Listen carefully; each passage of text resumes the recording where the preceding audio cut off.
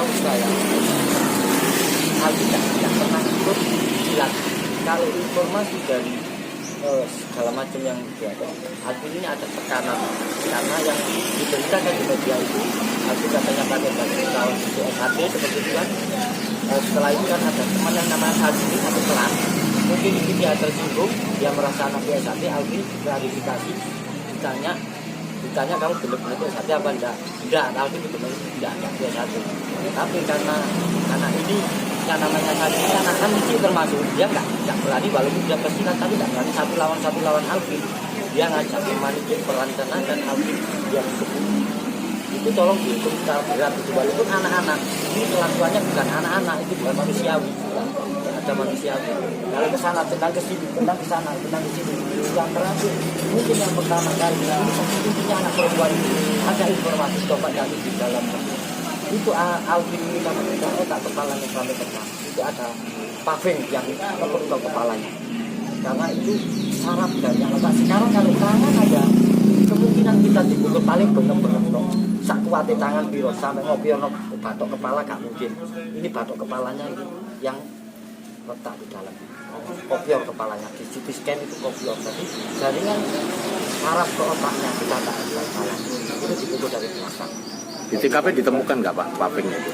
Kalau paving karena di sana banyak tempat paving mungkin ya, dibuangnya nggak tahu apa itu paving memang ada. Tapi kalau informasi seperti itu jadinya. Pak, waktu di rumah sakit itu kondisi Alfi seperti apa? Lukanya seperti apa? Lukanya ya, ini di sini lebam, sini sampai kuping sini lebam merah, di tangan kanan ini merah. Setelah itu di sini merah, sebelah kiri sini merah. Di kaki-kakinya nih diseret ini, kaki-kakinya seret, wencer semua. Ada di punggung ini biru membiru. Timbul membiru. Dari lambungnya, dari jantungnya, paru-parunya mengeluarkan darah. Mulai dari rumah sakit sampai saya pindah ke rumah sakit Israel, aku selalu memuntahkan darah mulai dari mulut sampai ke hidung. Itu meninggalnya jam berapa Pak? Tadi sekitar jam setengah 9. Ada di mana? Kalau memang bersalah jangan ada yang gitu-gitu. Tolong untuk yang berwajib segera menindak lanjut pengembangan pelaku-pelakunya yang saya minta seperti itu.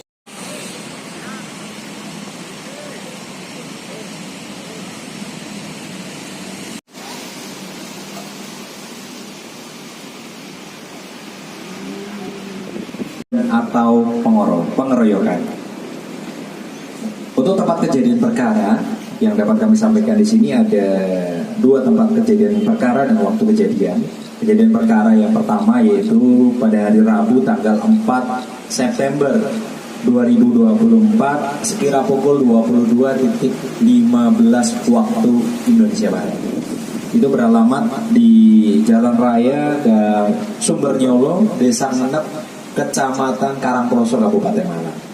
Untuk tempat kejadian perkara yang kedua itu pada hari Jumat tanggal 6 September 2024 sekira pukul 20.30 waktu Indonesia Barat dengan tempat kejadian perkara yaitu di Jalan Petren Ijo, Dusun Kedawung, Desa Nijo, Kecamatan Karangproso, Kabupaten Malang. Ada beberapa saksi yang sudah kita perdalam dan kita minta keterangan. Kemudian dari pengembangan penyidikan di belakang kita ini rekan-rekan sudah kita hadirkan beberapa orang tersangka. Jadi ada 4 orang tersangka dewasa dengan inisial ARG. ARR mana? Ahmad Ragil. Nah, ARR, terus Somad, langsung.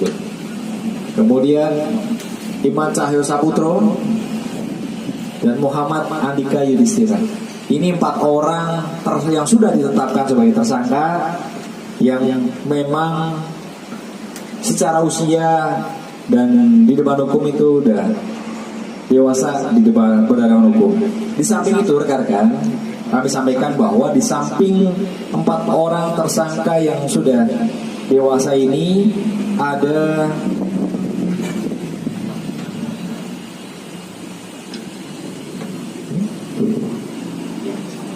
6 orang tersangka yang masih di bawah umur.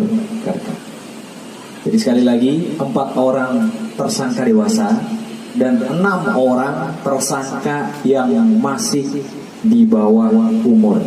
Kronologi sungkapnya dapat kami sampaikan di sini yaitu pada tanggal 7 September 2024 unit Perlindungan Perempuan dan Anak Polres Malang menerima laporan terkait penganiayaan terhadap anak di bawah umur dan atau pengeroyokan.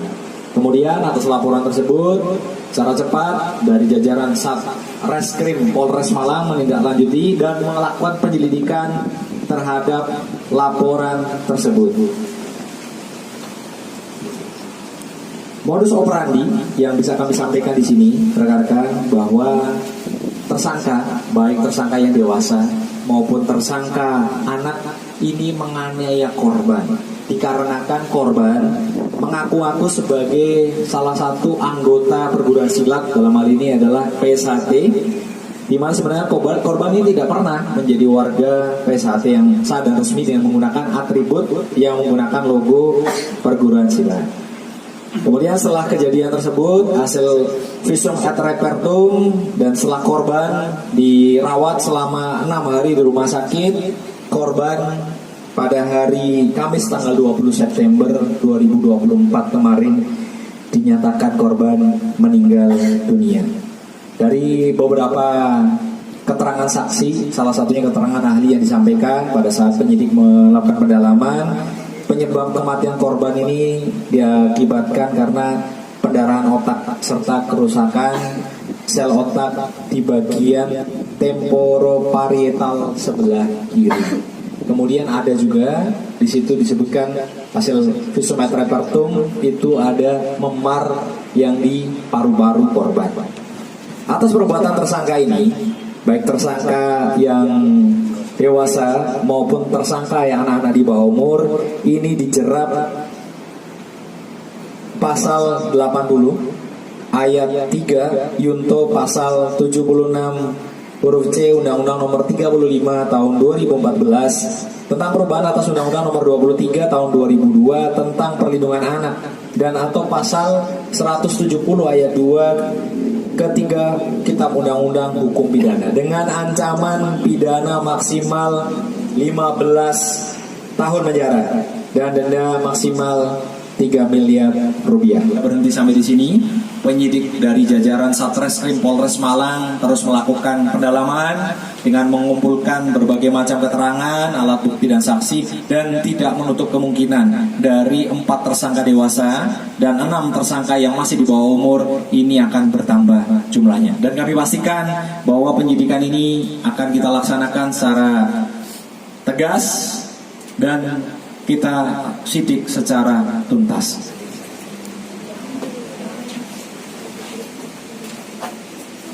Dan bahwasannya korban ini mengupload di status WA itu kurang lebih bulan Agustus ya.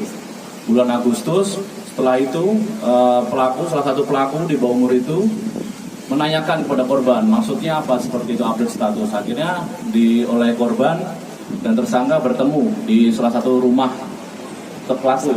Salah satu tersangka ditanyain maksud dan tujuannya apa mengupdate status WA karena korban itu bukan dari anggota perguruan silat. Setelah itu bahwasannya korban itu disuruh membuat klarifikasi, membuat video klarifikasi, tetapi setelah itu dibawa oleh pelaku akhirnya dipukulin oleh beberapa pelaku. Yang di TKP pertama itu tanggal 4 September 2024 itu pelaku dewasa 2 dan anak-anak 3. Itu yang mengenai korban di saat TKP pertama. Dan yang TKP kedua di tanggal 6 September 2024 itu korban berjanjian lagi dengan beberapa pelaku dibawa ke suatu lapangan, lapangan yang notabene itu lapangan untuk latihan untuk perguruan silat PSHT. Setelah itu korban dipukuli oleh salah satu pelaku terlebih dahulu oleh sandal awalnya. Setelah itu beberapa pelaku lain juga ikut untuk melakukan penganiayaan bersama-sama. Itu di TKP 2 itu, dari TKP kedua tuh dewasa 2 dan anak-anak 6.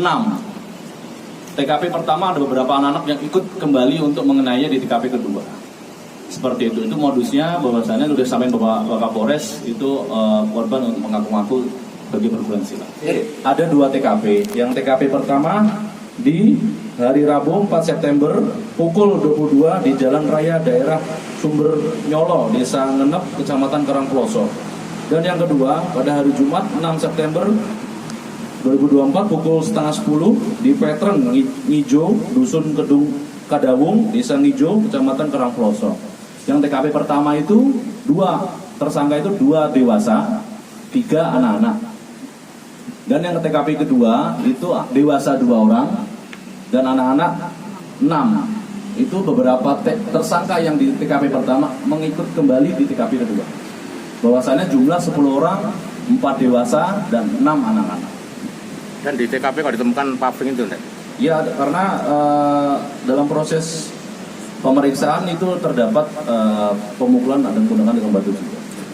Itu secara bersama-sama itu kan banyak perannya, mungkin ada yang menendang, ada yang memukul pakai sandal, ada yang memukul pakai batu, ada yang menyikut, terus ada juga yang memukul juga, badannya juga ada.